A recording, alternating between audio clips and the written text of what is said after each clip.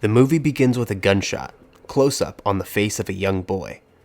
From his perspective, a blonde man is sprawled on the floor, and a woman rushes to tend his wounds. The young boy is flanked by his parents, their faces obscured, steering him away from the scene. Resisting momentarily, the boy is fascinated by the drama that's unfolding before him. Cut to a prison dormitory. A man wakes up, disoriented in a bunk cage, from what appeared earlier to have been his dream. The man is James Cole, and he's convicted criminal living in a grim post-apocalyptic future. In 1996 to 1997, the Earth's surface was contaminated by a virus that was so deadly it forced a surviving population to live underground. The environment is a windowless underground world with dim corridors and a sense of eternal night. Cole is called for volunteer duty, but he denies volunteering. In an equipment room, he dresses in a special protective gear to go to the surface of the Earth, emphasizing the importance of sealing all openings to maintain integrity. Cole steps into an airlock, ascends in an elevator, and emerges in a desolate cityscape. He collects the specimens, encountering various animals and signs of decay. While exploring, Cole finds a stenciled logo of 12 monkeys holding hands, along with a message claiming they did it. In another scene, a lion patrols a ledge high above a roaring water source. Back underground, Cole undergoes decontamination in a grim cement room, which indicates the harsh conditions. Cut to a room filled with scientists. Cole allows them to send him on a dangerous mission to the past and collect information on the virus, thought to be released by a terrorist organization known as the Army of the 12 Monkeys. If possible, he's to obtain a pure sample of the original virus so that a cure can be made. The scientists discuss his mental state and potential reduction in sentence. On Cole's first trip, he arrived in Baltimore in 1990, not 1996 as planned. Switching to an art gallery, a poet reads to an audience, and Catherine Rayleigh's beeper interrupts the event. She's a psychiatrist, and Detective Frankie briefs Rayleigh on Cole's case, describing his erratic behavior and confrontation with the police. He's hospitalized in a mental institution on the diagnosis of Dr. Catherine Rayleigh. There, he encounters Jeffrey Goins, a fellow mental patient with fanatical animal rights and anti-consumerist leanings. Cole insists on making a phone call to contact the scientists.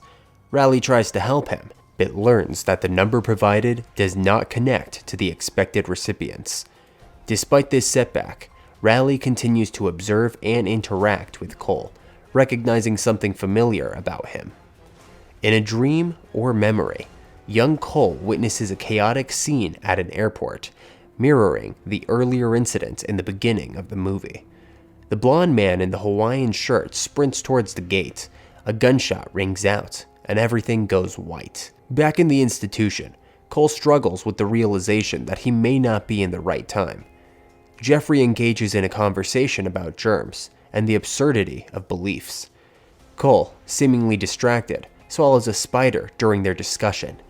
In the chaotic setting of a mental institution, Cole shares unsettling thoughts of escaping and acting out against the staff. Jeffrey is revealed to have connections to a powerful father, and his erratic behavior becomes a focal point. As they watch disturbing videos of animal torture experiments, Jeffrey comments that maybe the human race deserves to be wiped out, to which Jeffrey thinks it's a great idea. Later, during a medication break, Jeffrey slips a key to Cole, indicating a hidden opportunity for escape. Cole, still under the influence of drugs, struggles to comprehend Jeffrey's cryptic message. When chaos ensues in the ward, Jeffrey orchestrates a distraction, allowing Cole a chance to escape. Fumbling with a key, Cole attempts to unlock the door, but the situation intensifies as orderlies and security personnel intervene.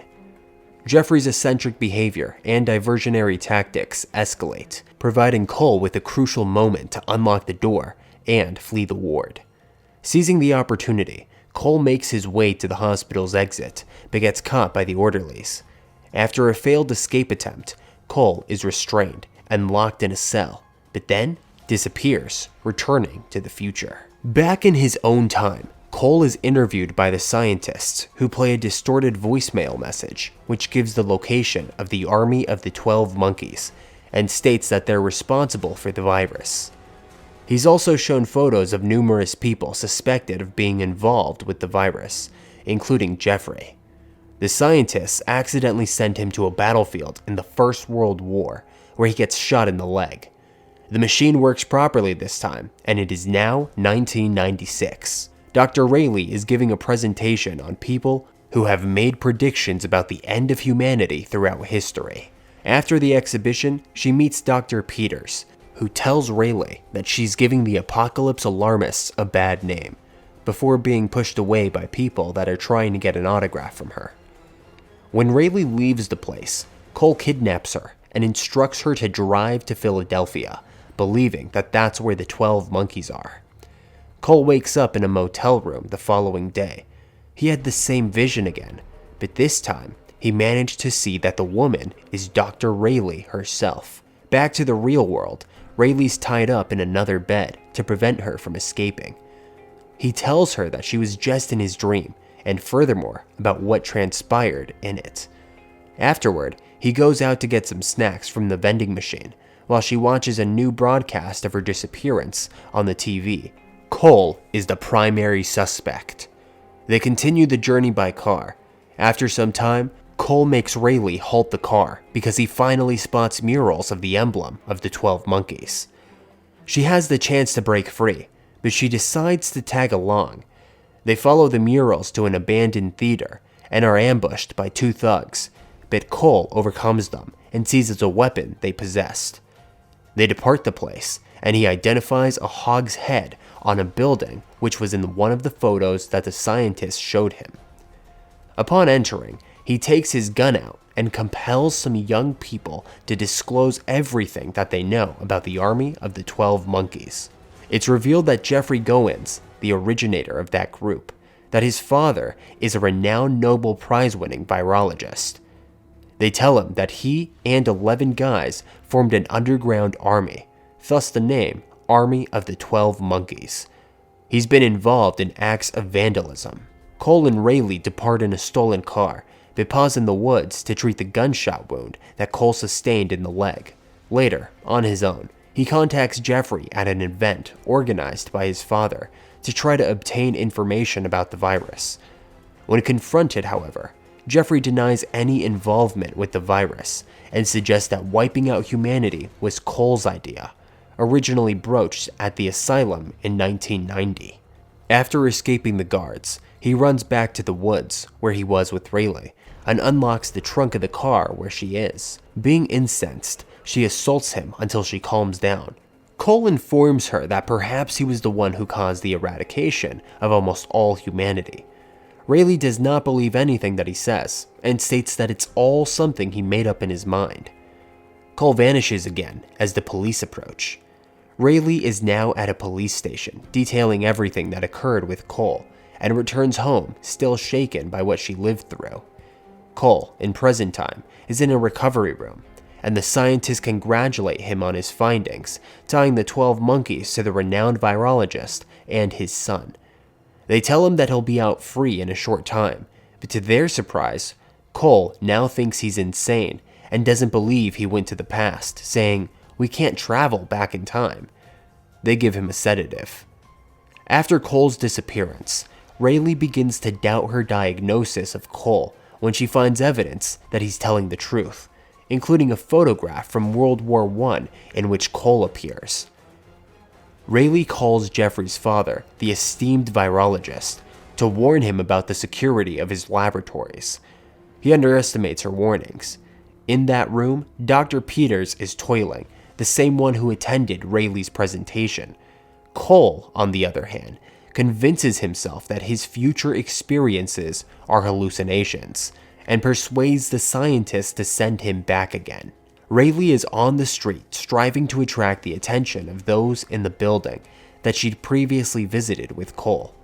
Inside is Jeffrey and a group of activists preparing for a plan.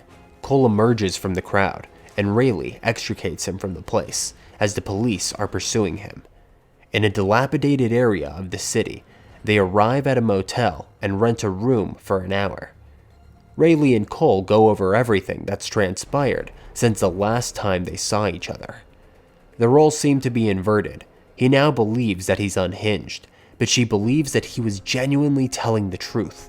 What Cole desires now is to remain with her in this time. Suddenly, a man bursts into the room, assumes that Rayleigh is a prostitute, and assaults her. Cole attacks him and takes him into the bathroom, where he takes the man's knife and removes his own tooth. He says, "Just in case I'm not crazy, this is how they find us." And they both flee the scene before the police could arrive.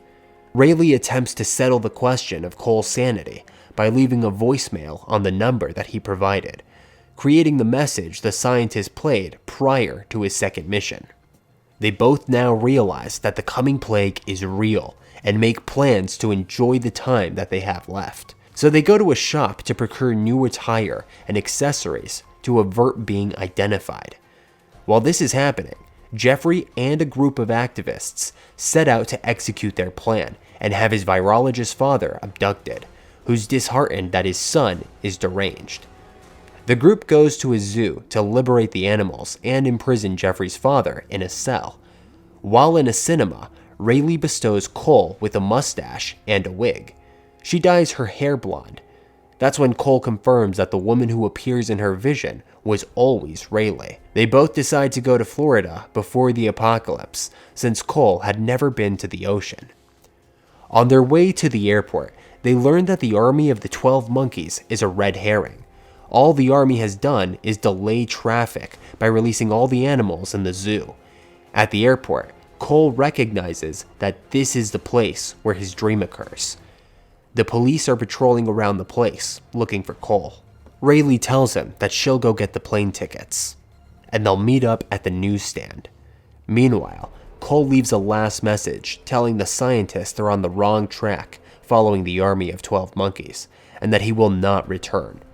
He's soon confronted by Jose, an acquaintance from his own time, who gives Cole a handgun and instructions to complete his mission. At the same time, Rayleigh spots the true culprit behind the virus, Dr. Peters, an assistant at the Goins Virology Lab. Peters is about to embark on a tour of several cities around the world, which matches the sequence memorized by Cole of viral outbreaks. Rayleigh is certain that Dr. Peters is implicated in the spread of the disease of the future, so she alerts Cole. While the duo is held up by the crowd trying to get to their target, Dr. Peters is going through security before boarding his flight.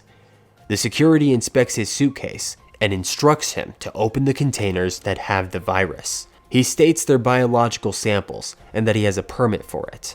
After the check is complete, Dr. Peters slips through without any detection. Concurrently, Rayleigh and Cole attempt to pass the security line, but they're detained. Cole, when fighting through security, is fatally shot as he tries to stop Peters.